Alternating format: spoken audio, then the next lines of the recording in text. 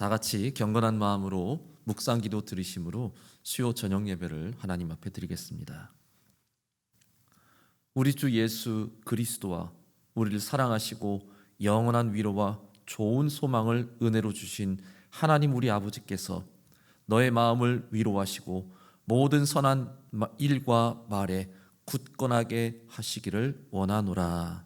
아멘. 전능하신 하나님, 코로나 바이러스로 교회에서 모이지 못하고 각자의 처소에서 예배드리는 우리 모든 오산중앙 성도들, 이 시간 하나님께서 위로하여 주시옵소서.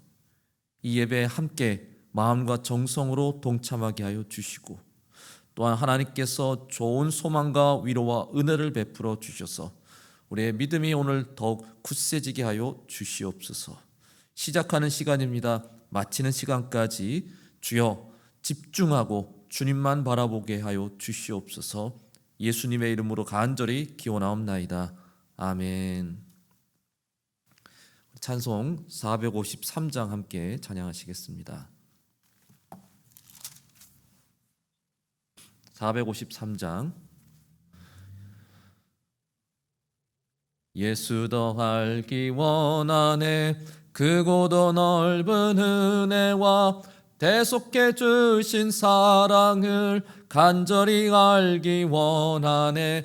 내 평생의 소원, 내 평생의 소원, 대속해 주신 사랑을 간절히 알기 원하네.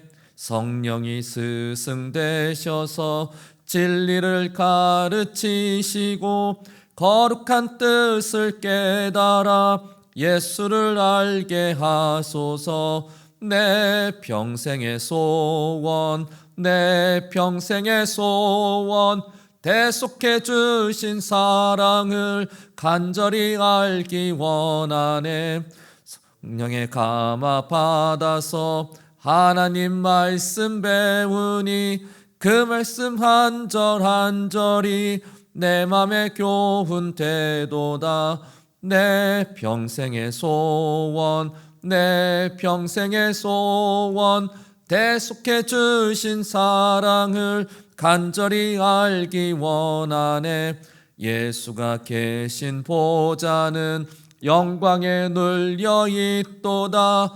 평화의 왕이 오시니 그 나라 왕성하도다. 내 평생의 소원, 내 평생의 소원, 대속해 주신 사랑을 간절히 알기 원하네. 아멘. 오늘 하나님의 말씀은 고린도전서 3장 1절에서 9절까지입니다. 고린도전서 3장 1절에서 9절까지 말씀.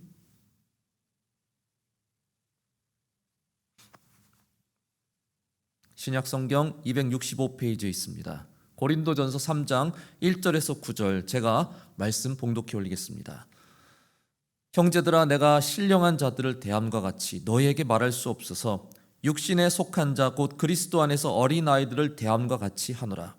내가 너희를 젖으로 먹이고 밥으로 아니하였노니 이는 너희가 감당하지 못하였음이거니와 지금도 못하리라. 너희는 아직도 육신에 속한 자로다. 너희 가운데 시기와 분쟁이 있으니 어찌 육신에 속하여 사람을 따라 행함이 아니리요. 어떤 이는 말하되 나는 바울에게라 하고 어떤 이는 나는 아볼로에게라 하니 너희가 육의 사람이 아니리요. 그런즉 아볼로는 무엇이며 바울은 무엇이랴? 그들은 주께서 각각 주신 대로 너희로 하여금 믿게 한 사역자들이니라. 나는 심었고 아볼로는 물을 주었으되 오직 하나님께서 자라나게 하셨나니 그런즉 심는 이나 물 주는 이는 아무것도 아니로되 오직 자라게 하시는 이는 하나님뿐이니라. 심는 이와 물 주는 이는 한 가지이나 각각 자기가 일한 대로 자기의 상을 받으리라. 우리는 하나님의 동역자들이요 너희는 하나님의 밭이요 하나님의 집이니라. 아멘. 기도하겠습니다. 좋으신 하나님, 하나님의 동역자들이요 라는 제목으로 이 시간 말씀을 나누고자 합니다. 이 부족한 주의 종의 입술에 성령의 권능을 입혀주셔서 오직 하나님의 진리의 말씀을 잘 전달할 수 있도록 도와주시옵소서. 이 시간 이 예배를 또한 인터넷이나 또 여러 매체로 듣고 있는 또 예배드리는 우리 성도들의 또 귀를 열어주시고 마음을 열어주시고 이 시간 이 귀한 영의 양식을 잘 받아 먹으며 오늘도 그 믿음이 더욱더 성장하고 더 성숙해지고 더 주님을 닮아갈 수 있도록 도와주시고 또 우리의 또한 허물과 우리의 죄악을 주님 앞에 또한 고백할 수 있게 해주시고 주님 용서해 주시고 또한 회개의 은혜를 베풀어 주시며 더욱더 주여 오늘 이 시간 참 잘 들었다라고 참 주님의 말씀이 내겐 너무나 소중하다라고 고백할 수 있는 귀한 시간 되게 하여 주시옵소서. 이 시간 빼앗기지 않도록 집중할 수 있도록 주님 성령이 역사하여 주시옵소서. 예수님의 이름으로 간절히 기도 올리옵나이다. 아멘. 자, 우리 사랑하는 오산 중앙 성도 여러분, 오늘 이 시간 하나님의 말씀으로 다시 한번 여러분의 믿음이 더욱 성숙하고 굳세어지는 은혜의 시간이 되기를 간절히 소망합니다. 자, 하나님의 동역자들이여라는 제목으로 함께 말씀을 나누겠습니다. 선교사님에 대한 이야기를 먼저 해보려고 합니다. 참 어둡고 캄캄했던 복음의 황무지와 같은 이 나라 조선에 와서 생명을 걸고 복음을 전한 선교사님들이 있었습니다. 그분 덕분에 우리가 복음을 듣게 되었고 참 100여 년의 짧은 선교 역사에 이렇게 한국교회가 놀라운 성장과 부흥을 이룰 수 있게 되었습니다. 이 선교사님들 중에 물론 언더우드, 아펜젤러 같은 잘 알려진 선교사님도 계시지만 서서평이라고 하는 좀 생소한 이름을 가진 여자 선교사님도 계십니다. 독일 출신 선교사님인데 본명은 엘리자베스 요한나 쉐핑입니다. 자, 이 쉐핑 선교사님은 1880년 9월 26일 독일의 비스바덴에서 미혼모의 딸로 태어났는데 어머니는 쉐핑이 3살 때 친정 어머니에게 어린 딸을 맡기고 홀로 미국으로 이민을 가버리고 맙니다. 근데 쉐핑이 9살 때 할머니마저 돌아가시고 결국 어린 쉐핑은 주소가 적힌 쪽지 한 장 들고 미국으로 건너가 엄마를 찾다 결국 엄마를 만나서 미국에 정착하며 간호사가 되죠. 그녀는 간호사가 된 후에 머나먼 조선 땅에 수많은 이들이 병으로 죽어가고 있다는 그 말을 듣고 조선의 선교사로 자원을 합니다. 1912년 간호 선교사로 조선에 도착하게 된 쉐핑은 낮에는 가난과 전염병으로 고통받던 우리 조선 사람들을 간호하고 또 밤에는 한글 공부를 열심히 하며 조선인으로 거듭나기 위한 노력을 합니다. 그리고 결국 서서평이라는 한국식 이름을 갖게 되죠. 진짜 이름만 한국식이 아니라 모든 것이 정말 조선인이 되어서 평생 이 땅에서 독신으로 살며 부모가 없는 고아들을 데려다가 키우고 자식으로 입양하고 또 이름이 없던 과부들에게 또 이름도 지어주고 글을 가르치며 책을 읽게 도와주며 또 나병 환자들까지도 꺼리낌 없이 보살피고 도와주다가 결국 1934년 54세 나이에 결국 사망하게 됩니다. 사망의 원인이 바로 영양실조였다고 해요. 환자들과 아이들, 과부들이 계속 늘어나니까 자신의 생활비도 감당할 수 없어서 생활비를 아주 정말 진짜 허기만 채울 수 있게 끼니만 겨우겨우 뗄 수 있을 정도로만 남기고 다 사람들 돕는 데 썼다고 합니다. 그러다 결국 자신이 영양실조로 결국 생을 일찍 마감하게 되었어요. 자신의 시신마저 의약용으로 기증한 서서평 선교사가 남긴 유품은 담요 반조각, 동전 7개, 강냉이 가루 2옵이 전부였다고 합니다. 그녀의 장례식엔 1000여 명의 사람들이 모여서 애통하며 어머니 어머니 하며 울며 곡을 했다고 해요. 이 서서평 선교사가 마지막에 남겼던 말이 참 유명하다는데 성공보다는 섬김입니다. 이 말을 남기고 세상을 떠났다고 합니다. 참 이 선교사님뿐만 아니라 이 땅에는 정말 많은 선교사님들의 이 귀한 섬김과 희생 또 그 피를 흘린 바로 그 은혜 때문에 우리가 이렇게 더 발전하고 잘 살게 되지 않았나, 그런 생각을 다시 해보게 됩니다. 지금 전 세계가 코로나 바이러스의 확산에 큰 비상이 걸렸습니다.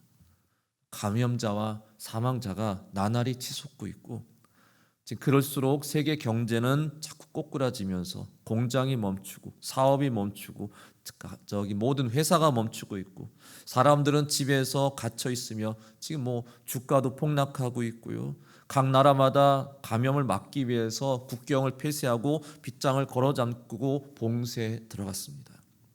특히 지금 선진 국가라고 하는 유럽에서 하는 지금 행동을 보면 막 지금 허둥지둥되는, 전에는 이 정도는 괜찮아, 자신 있어, 걱정하지 마 하다 갑자기 막 문제가 터지니까 이걸 어떻게 할 줄 몰라 허둥지둥되는 어린아이와 같은 그런 모습을 보는 것 같습니다. 오히려 지금 먼저 코로나 바이러스에 큰 피해를 입었던 우리나라가 지금 바이러스에 가장 잘 대처한 나라다라고 오히려 지금 칭찬을 받고 있대요. 물론 우리도 아직 불이 다 꺼진 건 아니죠. 또 얼마나 시간이 더 걸릴지 모릅니다.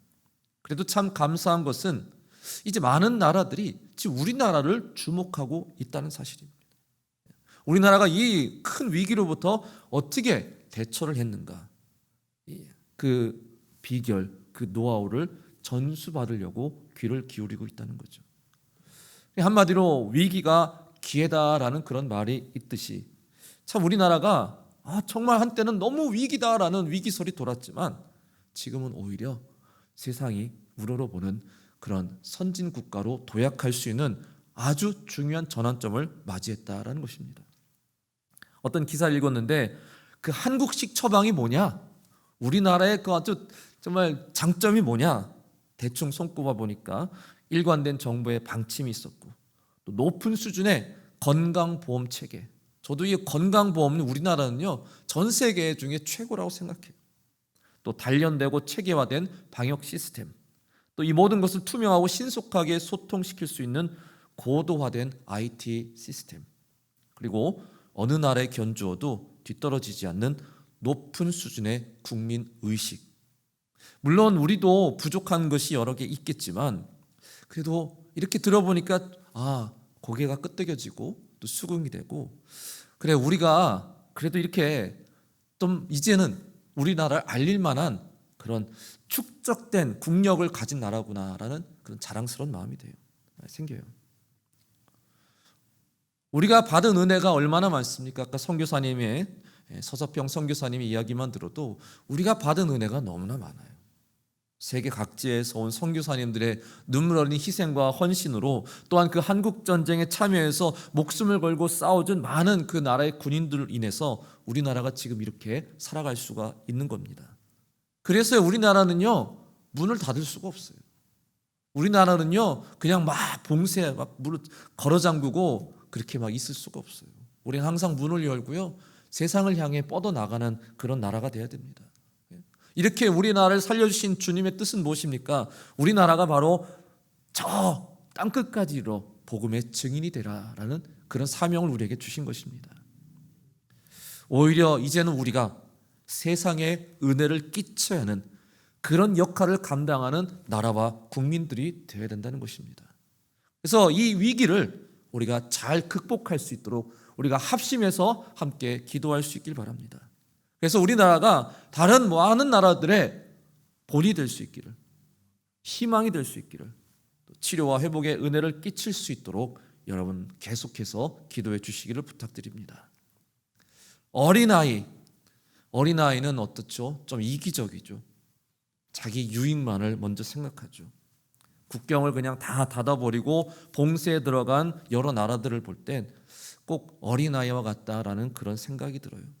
물론 또 필요한 조치를 취해야 하겠지만 그냥 무조건 다 차단하고 봉쇄하고 우리만 살겠다라는 그런 마음, 그런 자세는 결코 해답이 될 수 없다라는 것입니다. 오늘도 저와 여러분 이 바이러스로부터 우리를 지켜주신 하나님께 오늘도 감사와 영광을 돌리시기를 간절히 소망합니다.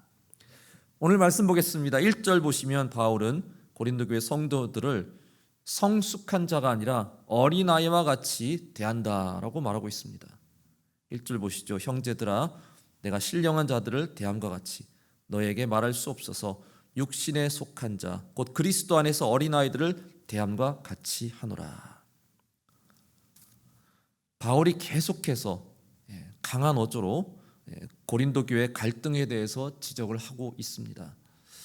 1장에서도 지난주에 나눴죠. 바울이 너희 중엔 지혜로운 자도 없고 능한 자도 없고 문벌 좋은 자도 하나도 없다. 어디 잘난 사람 하나도 없다라고 그렇게 말해요. 그러니까 잘난 체하지 말라는 거죠. 물론 우리가 자랑하면 안 되겠지만 그래도 이런 말을 들으면 기분 좋을 사람은 아무도 없을 것 같습니다. 그럼에도 바울은 쓴소리를 해야겠다라는 입장이에요. 지금 고린도 교회가 어떤 문제를 겪고 있죠? 크게 네 파로 나눠져 있죠. 바울파, 아볼로파, 게바파, 그리스도파. 지금 교회가 심각한 갈등과 분열을 겪고 있다는 소식을 들었습니다. 그래서 3절에 이렇게 말씀하죠. 너희는 아직도 육신에 속한 자로다. 너희 가운데 시기와 분쟁이 있으니 어찌 육신에 속하여 사람을 따라 행함이 아니리요. 정말 실망스러운 거예요. 이게 뭐냐 도대체. 어떻게 그냥 어린아이들처럼 그렇게 싸우기만 하고 있느냐. 지금 강하게 꾸짖고 있는 것입니다. 부모는요, 자녀가 그저 잘 되기만을 바라고 기도할 것입니다. 바울도 고린도 교회를 마치 자신의 자녀같이 여겼습니다. 그 자녀를 두고 떠났을 때는 늘 항상 자녀가 잘 되기만을 기도했을 것입니다. 그런데 들리는 소식은 아직도 여전히 미숙하고 여전히 싸우고 갈등하고 이기적이고 이거 믿음이 성장한 장성한 신령한 자가 되지 못하고 여전히 육신에 속한 자, 아직도 어린아이 같은 믿음을 갖고 있다라고 그렇게 지금 얘기를 하고 있어요. 2절에 재밌는 표현이 나오죠. 2절 보시면 내가 너희를 젖으로 먹이고 밥으로 아니하였노니 이는 너희가 감당치 못하였음이니와 지금도 못하리라. 갓난아기는요 젖을 먹죠. 근데 점점 이제 자라고 성장하면서 그 젖을 떼고 이제는 밥을 식사를 하기 시작합니다. 근데 성장했어도 여전히 밥을 안 먹고 젖을 먹는다면 어떻게 되겠습니까? 예전에도 어디서 그런 얘기를 들은 것 같아요. 한 5살 됐는데도 여전히 엄마 젖을 먹는 그런 아이를 얘기를 들어본 적이 있어요. 그래서 굉장히 막 걱정하고 근심하는, 괜찮다고 그래도 언젠가는 떼겠지. 언젠가 떼겠죠. 벌써 떼야 되는데 그게 아직도 못 떼고 있어요. 남들한테 참 부끄럽고 창피한 일이죠. 그러니까 바울은요, 지금 고린도 교회가 너무 창피하다는 거예요. 다른 교회 성도들이 지금 고린도 교회에 대해서 들으면 이거 너무 부끄럽고 창피하다는 거예요. 어찌 여기까지도 아직도 젖을 먹고 있느냐. 다 성장한 다 큰 교회가 왜 계속 젖을 고집하는 걸까요? 아이가 자랐어도 젖을 떼지 못하는 것은 그것에 집착하기 때문입니다. 집착하는 것은 그게 익숙하고 그게 편하기 때문이에요. 밥을 먹기 시작하면서 이게 여간 불편한 게 한두 가지가 아닙니다. 숟가락질도 해야 되죠. 젓가락질도 해야 되죠. 하다 보면 뭐 다 밥을 흘리죠. 또 막 그걸 불편해요. 우리 아들도 그냥 계속 흘려요. 흘리고 지금도 그냥 먹여달라고. 그냥 뭐 숟가락질하면 반은 입으로 들어가고 반은 그냥 다 흘리고. 이게 쉽지 않아요. 또 꼭꼭 씹어야 돼. 꼭꼭 씹어서 또 넘겨야 되는데. 젖은 힘도 안 들잖아요. 뭐 씹을 것도 없고 그냥 쑥쑥 먹고 넘어가니까 그게 얼마나 진짜 밥을 먹는 게 아이들 입장에서는 불편하겠어요. 힘들고. 그러니까 마찬가지로 어린 아이들 같이 그냥 편안한 곳에 익숙한 곳에만 길들여진 그런 영적으로 여전히 미숙한 신앙생활을 우리가 지금도 고집하고 있지 않는지 한번 우리 자신을 살펴봐야 되는 것입니다. 그냥 축복받으라는 설교만 듣고 싶어하고 봉사하라 헌신하라라는 말은 그냥 막 듣기 싫어하고 온갖 핑계를 대면서 어떻게든 빠져나가려고 하고 섬김을 받고 싶기만 하고 섬김을 할 마음은 없고 조금 누가 서운한 말을 하면 섭섭한 말을 하면 금세 그냥 막 마음이 그냥 식어지고 막 토라지고 시험에 쉽게 드는 그런 사람, 여전히 젖을 먹고 있는 아직도 성숙하지 못한 그런 신앙인이라 할 수 있는 거죠. 저도 그랬어요. 저도 그런 것 같아요. 저도 어제 가정 예배를 드리는데 제가 아주 좋아하는 성경 구절이 나왔어요. 근데 그 설교를 듣는데 저는 좀 충격을 받았습니다. 아, 이게 이런 뜻이었나. 제가 진짜 좋아하는 성경 구절이 뭐냐, 마태복음 11장 28절에 수고하고 무거운 짐진 자들아 다 내게로 오라, 내가 너희를 쉬게 하리라. 아멘. 저는 이 말씀 들으면 누구나 다 그러겠지만 그냥 마음이 편안해져요. 마음이 편안해져. 그러니까 이 말씀을 그냥 내 마음 편안하게 하는 도구로 삼고 있었던 거예요. 근데 거기에는 숨겨진 메시지가 있었더라고요. 또 나중에 보시면 나의 멍에를 메고 내게 배우라, 그리하면 너의 마음이 쉼을 얻으리니. 예수님은 무거운 짐 내려놓고 이제 나의 멍에를 메라 이렇게 말씀하세요. 예수님, 저는 무거운 짐도 내려놓고 그 멍에 지고 싶지도 않은데요. 그냥 다 안 하면 안 될까요? 예? 아니, 편히 쉬는 게 그냥 아무것도 안 하는 거지. 아니, 지금까지 무거운 짐 들고 왔는데 이거 내려놓고 이제 멍에를 지라니. 아우. 근데 그 멍에가 뭐예요? 헌신이에요. 섬김이에요. 예. 우리가 섬김과 헌신을 여전히 무거운 짐으로 생각하며 그냥 어떻게든 그거를 그냥 떨쳐버리려고 그렇게 생각하지만 예수님은 그게 아니다. 반대로 섬김과 헌신이 오히려 우리에게 평안과 기쁨, 쉼을 주는 것이라고 말씀하고 있어요. 왜? 아니, 왜 섬김을 왜 무거운 짐으로 생각하고 있냐는 거죠. 예? 기꺼이 헌신하겠다고 하는 사람은 누구보다도 그 헌신할 때 마음이 기쁘고 즐거운 거예요. 그렇지 않습니까? 내가 기꺼이 하겠다면, 내가 기쁨으로 섬기고 하겠다면 그때 헌신할 때가 가장 즐겁고 기쁜 거예요. 근데 억지로 한다면 그거보다 더 괴롭고 그거보다 더 무거운 짐이 없는 것이죠.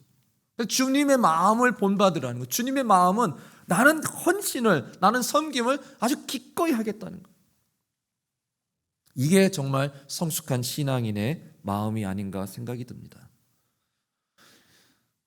주님께서는 우리가 헌신하려면 자기처럼 기꺼이 즐겁게 하라라고 말씀하고 계십니다.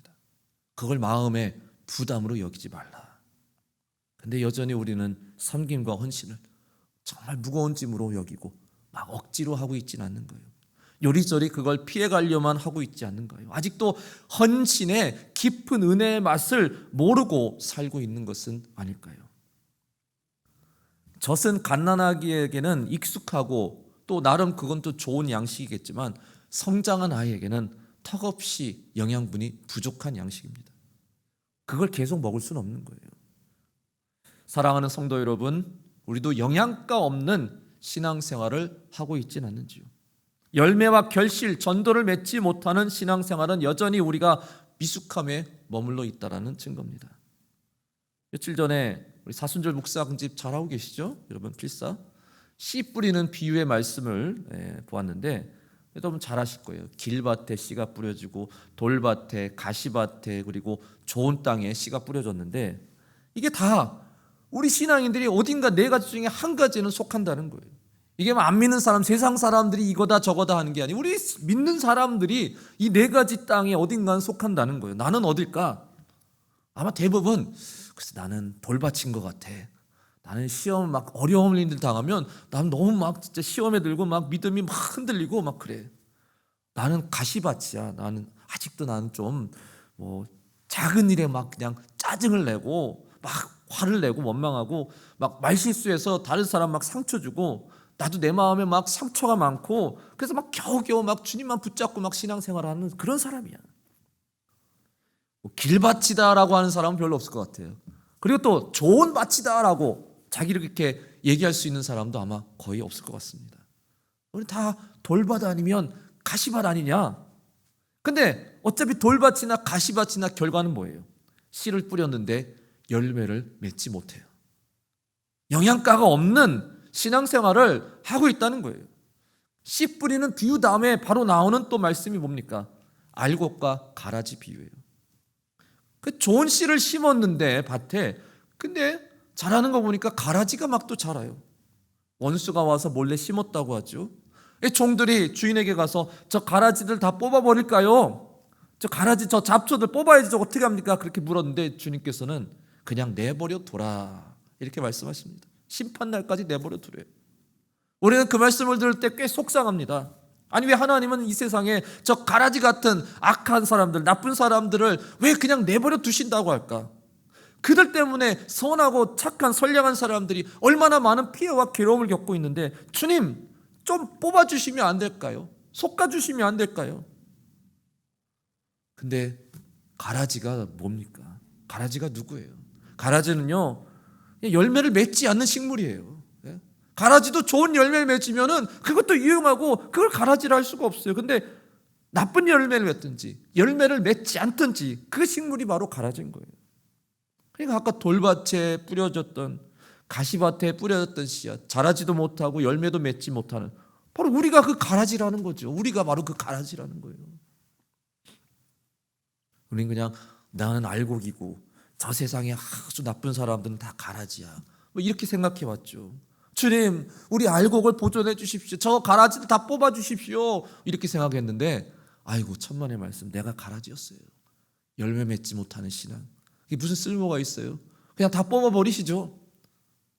그랬다면 큰일 나겠죠. 큰일 나요.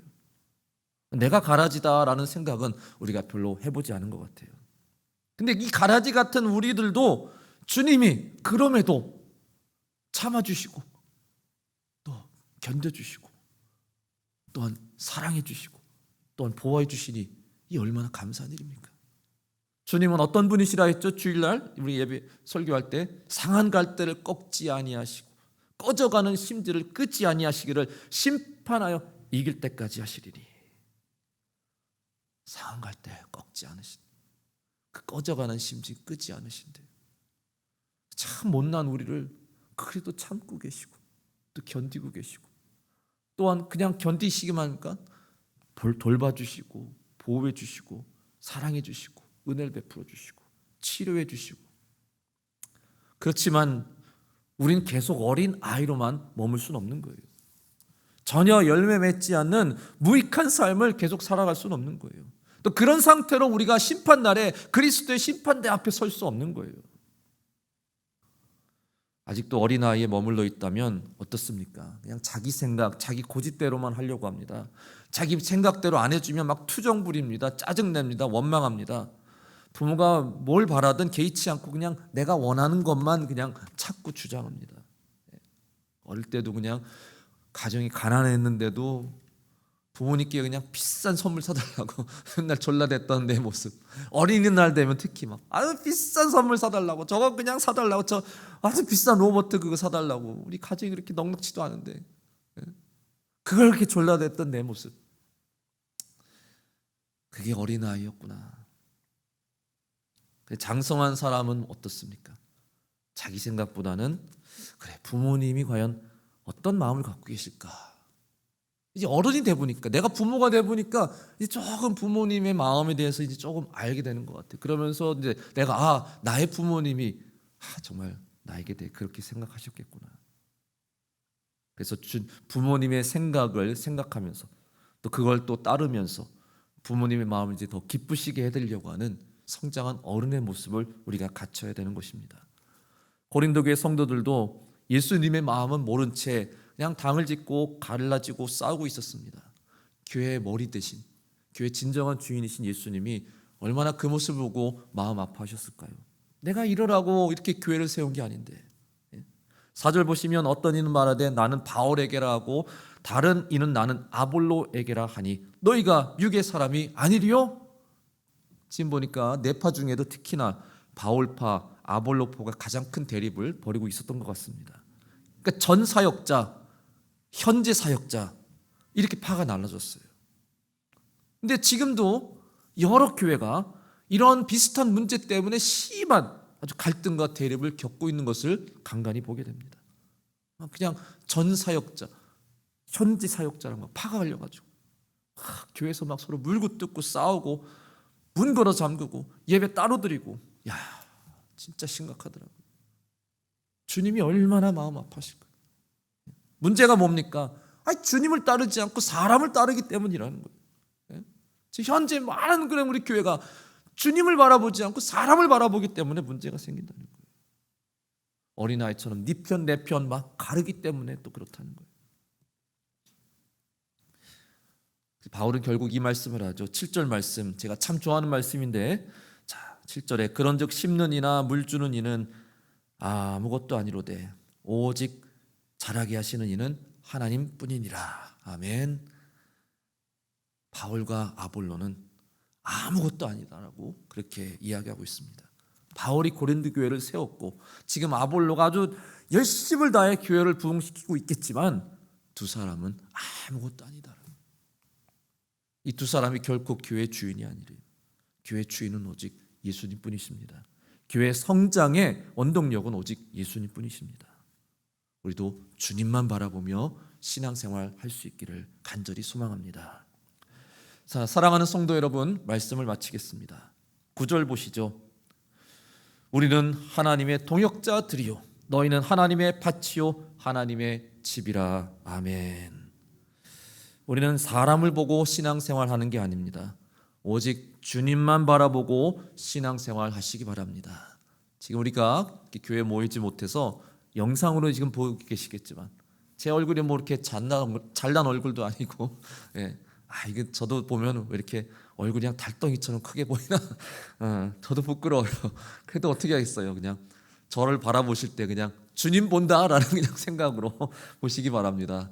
그냥 하나님 바라보면서 즐겁게 신앙생활 하시기 바랍니다.